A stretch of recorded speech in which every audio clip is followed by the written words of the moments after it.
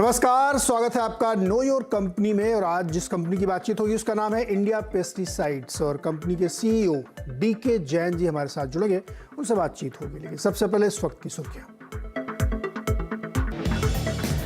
US Fed के अहम फैसले से पहले बाजार में गिरावट, सेंसेक्स 300 अंक फिसला, निफ्टी में भी 100 अंक से ज्यादा की गिरावट। निफ्टी बैंक 41,000 के नीचे। HDFC twins, ICICI bank, Kotak Mahindra bank में सबसे ज्यादा कमजोर। नई शाखाएं खोलने पर लगी पाबंदी हटने से सेंट्रल बैंक में जोरदार तेजी, 7% से ज्यादा ऊपर। आरबीआई ने प्रॉम्प्ट करेक्टिव एक्शन फ्रेमवर्क से बाहर किया। शेयर गिरवी रखने से लुढ़के एसीसी और अंबुजा, दोनों करीब 6% नीचे। अदानी ग्रुप ने $13 अरब के शेयर गिरवी रखे। खबर के बाद ग्रुप के दूसरे शेयर भी जमकर टूटे। रैनबैक्सी एंटी ट्रस्ट केस में सन फार्मा को बड़ी राहत, बोस्टन फेडरल कोर्ट ने सेटलमेंट को मंजूरी दी। लीगल लागत भी कम कर $9.7 करोड़ की। अब मार्केट रेगुलेटर सेबी ने गारंटी रिटर्न वाले एल्गो पर उठाया सवाल। चेयरपर्सन माधवीपुरी बुच ने कहा, एल्गो में होनी चाहिए ट्रांसपेरेंसी। हालांकि एल्गो ट्रेडिंग के खिलाफ नहीं है सेबी।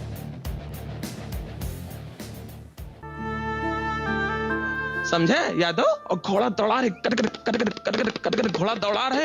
हमका कहीं भागो के घोड़ा निकले कुर्सी में ना आ जाए। हमरे बगल में चाचा बैठे रहे, कहीं बैठो मनोहर सनीमा है। अरे हमका तो का मालूम सनीमा है, हमका मालूम सनीमा है, घोड़वा तो नहीं मालूम सनीमा। और चले गए हम सब के गजोधर भैया। 58 साल की उम्र में राजू श्रीवास्तव का निधन, प्रधानमंत्री सहित तमाम नेताओं ने दी श्रद्धांजलि।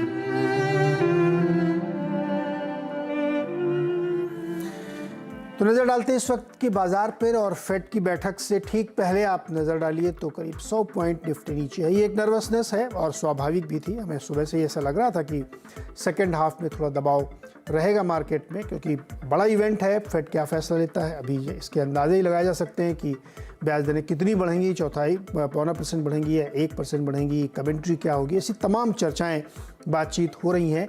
इसीलिए मार्केट प्रेशर में है। आज रात 11:30 बजे भारतीय समय अनुसार हमें पता चलेगा कि क्या फैसला लिया गया है। और ये एक बहुत ही महत्वपूर्ण फैसला होगा दुनिया भर के बाजारों और इकोनॉमीज़ के लिए। डाउ फ्यूचर्स में हालांकि 30% की मजबूती, 30 पॉइंट की मजबूती है। नैस्डैक फ्यूचर भी 17 पॉइंट ऊपर, क्योंकि ऑलरेडी वो कल काफ़ी करेक्ट हुए हैं। तो वहाँ पे भी आप कह सकते हैं कि एक कॉशियस ट्रेड है। हालांकि जब एक्चुअल ट्रेडिंग शुरू होगी तो ज़्यादा अंदाज़ा लगेगा। इससे पहले कि मैं गाबा सर के पास चल के उनका व्यू ले, एक बड़ी खबर है।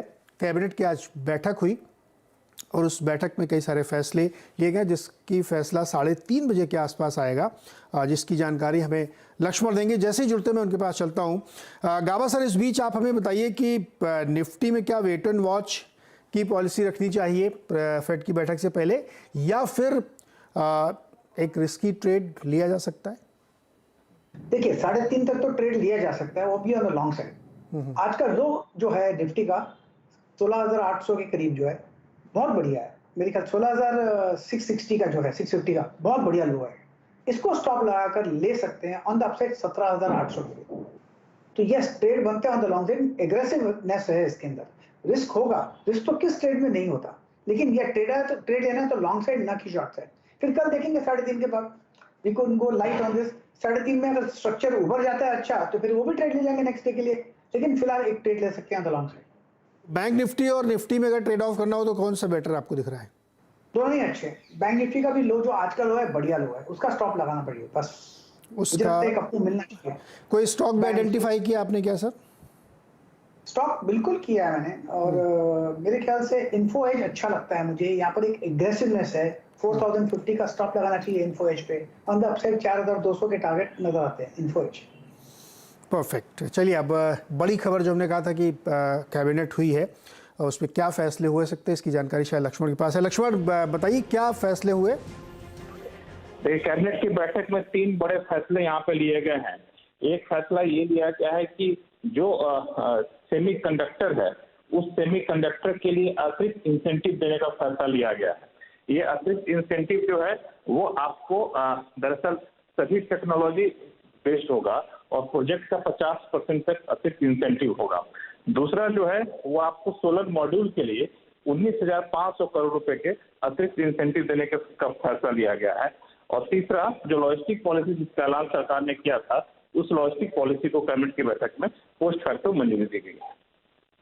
ओके, और 3:30 बजे इसका ऐलान होगा, चूँकि सरकार ने बड़े पैमाने पे लॉजिस्टिक्स और सेमीकंडक्टर को प्रमोट करने के लिए फैसला किया है और उसी के संदर्भ में ये फैसले लिए गए। लक्ष्मण, बहुत बहुत शुक्रिया, और हम लोग फिर देखेंगे कैबिनेट के बाद और क्या नई जानकारी निकल के आती है, फिर आपसे बातचीत होगी।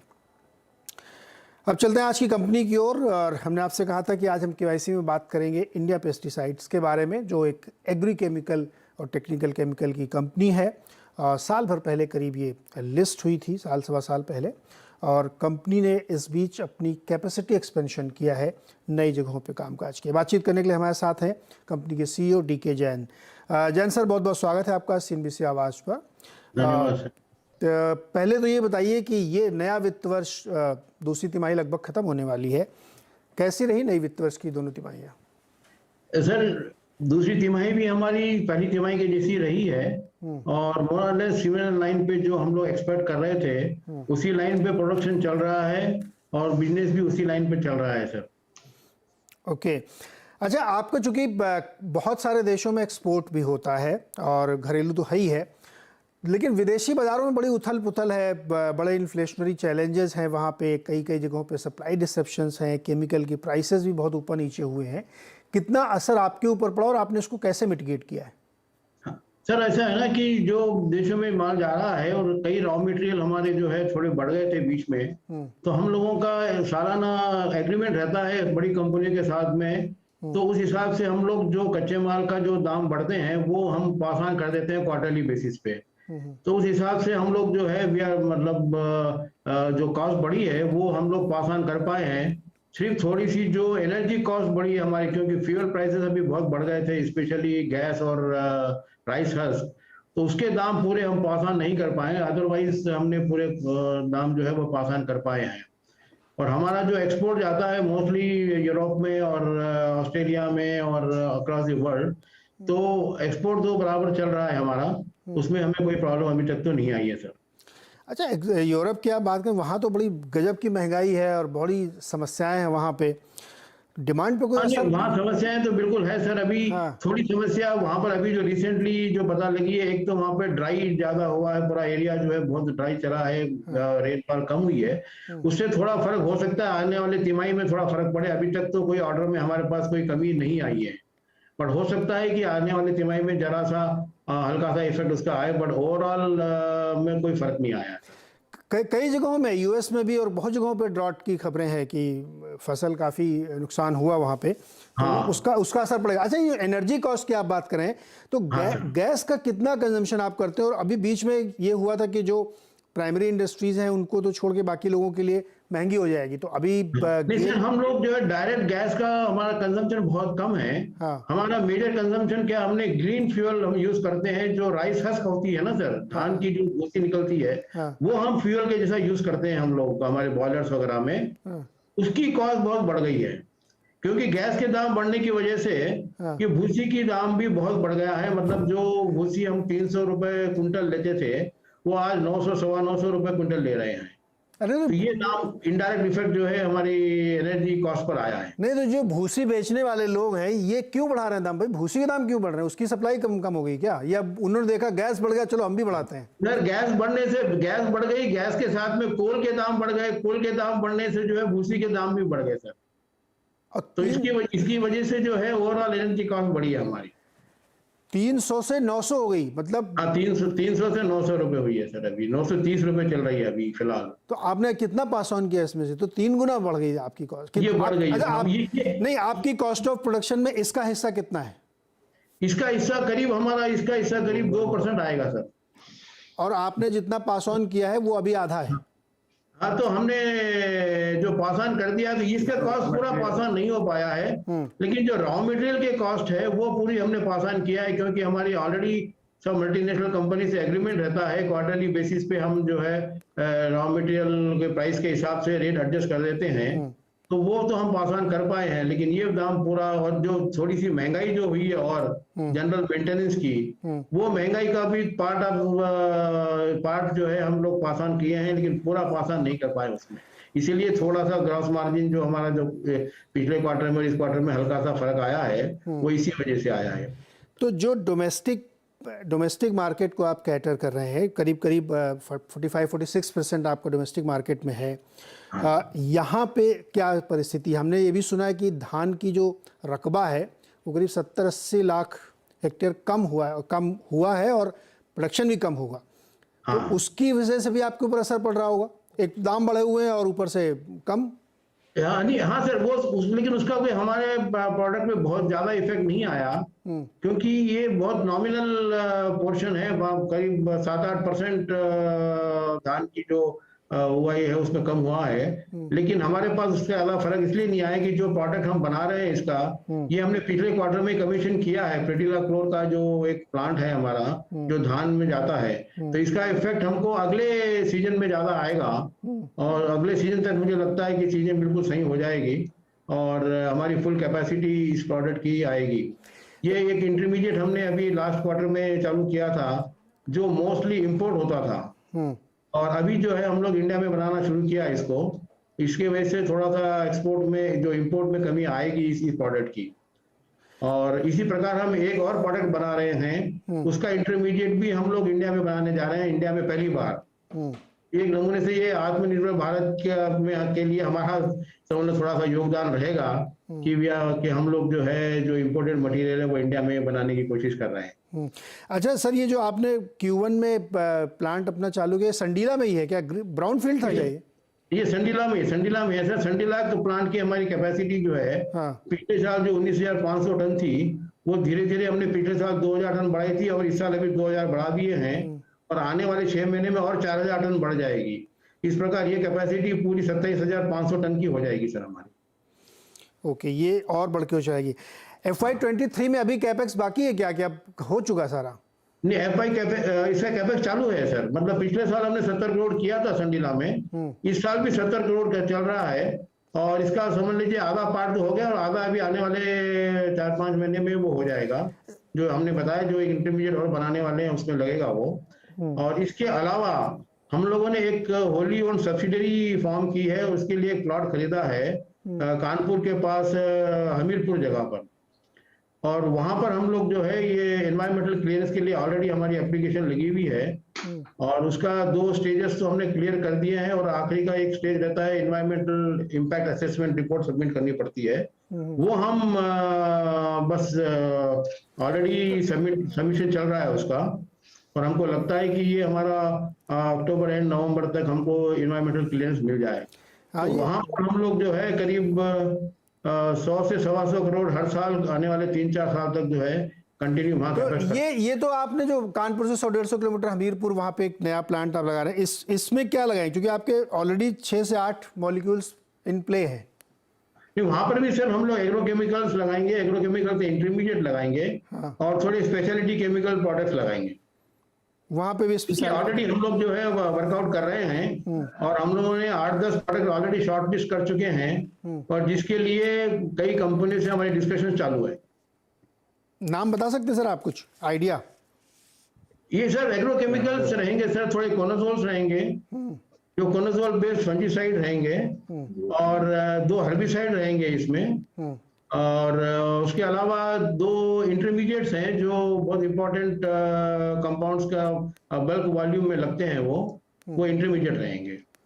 2 इंटरमीडिएट हैं। ये नवंबर तक आपके नए प्लांट को हो जाएगा और एक ये नवंबर नहीं सर, ये नवंबर तक हमें एनवायरमेंटल क्लियरेंस, हाँ मतलब नवंबर तक आपको, इसके बाद हम इस पे काम शुरू करेंगे। काम शुरू करने की परमिशन मिल जाएगी आपको। कितने समय में हो जाएगा? साल 1.5 साल में? 1 साल भर में हो जाएगा। हमें लगता है कि FY24 के जो 3rd क्वार्टर में से इसमें कुछ ना कुछ उत्पादन आना चालू होना चाहिए। आप गाइडेंस दे सकते हैं क्या कि FY23 की क्लोजिंग रेवेन्यू क्या हो सकता है, कितने % या कुछ idea?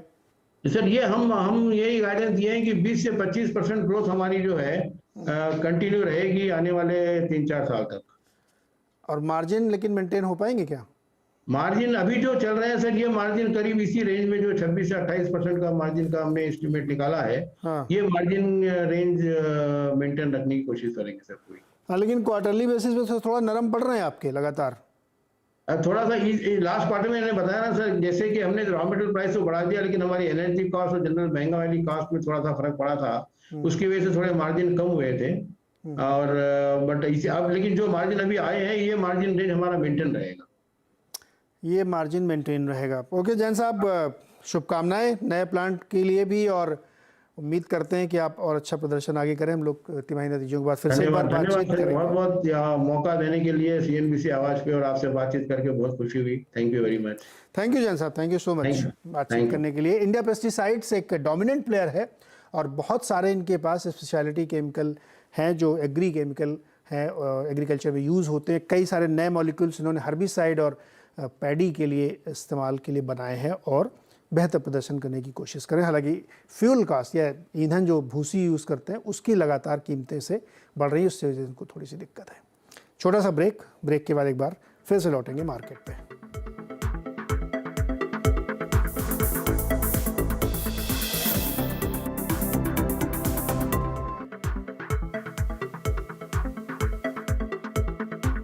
Mongia Steel presents Majboot Stocks of the Day.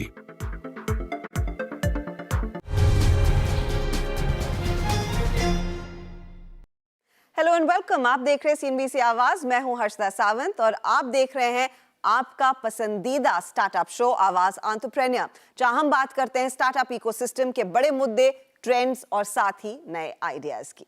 Startup की दुनिया में सबसे ज्यादा चर्चा आजकल हो रही है फंडिंग विंटर की, यानी कि ऐसा माहौल जहां फंड जुटाना बेहद मुश्किल हो रहा है। लेकिन इस विंटर में सुनहरी धूप ब्यूटी सेगमेंट में खिली हुई है। पिछले 6 महीनों में जहां पूरी दुनिया मंदी के साए में जी रही है, वहीं भारतीय ब्यूटी स्टार्टअप्स ने अच्छा खासा फंड जुटा लिया है। मिसाल के तौर पर पर्पल, जो बना है देश का 102nd यूनिकॉर्न, कंपनी ने हाल ही में $33 मिलियन का फंड रेज किया।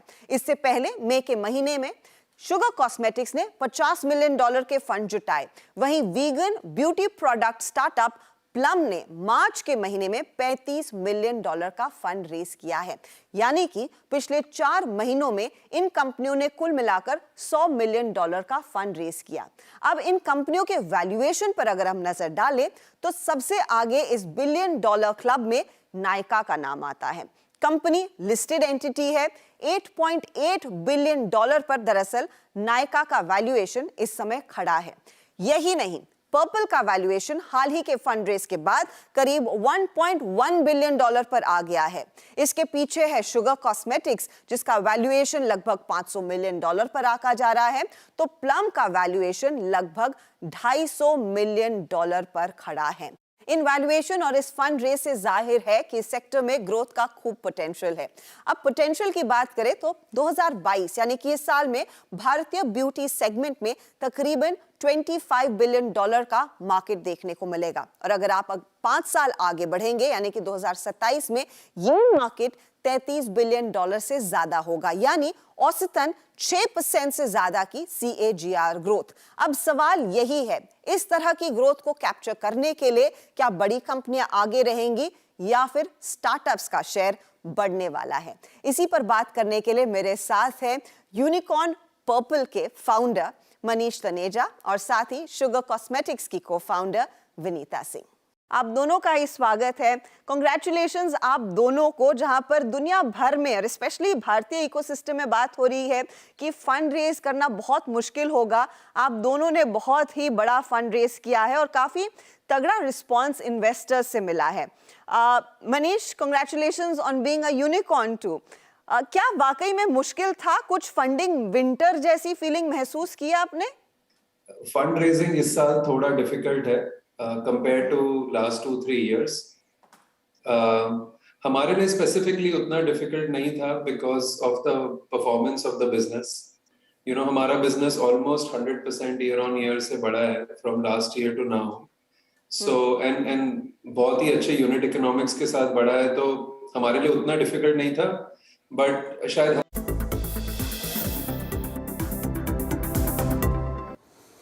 स्वागत है एक बार फिर से आपका। और मार्केट में नजर डालिए तो थोड़ी रिकवरी आई है। निफ्टी मात्र 45 पॉइंट अब नीचे बचा है। देखिए बिल्कुल एक जैक बना हुआ है यहाँ पे, और सेंसेक्स में भी 100 पॉइंट ही रह गया। और बैंक निफ्टी में शानदार रिकवरी है, 183-82 पॉइंट अभी भी नीचे है, लेकिन निचले स्तरों से बाइंग देखने को मिल रही है।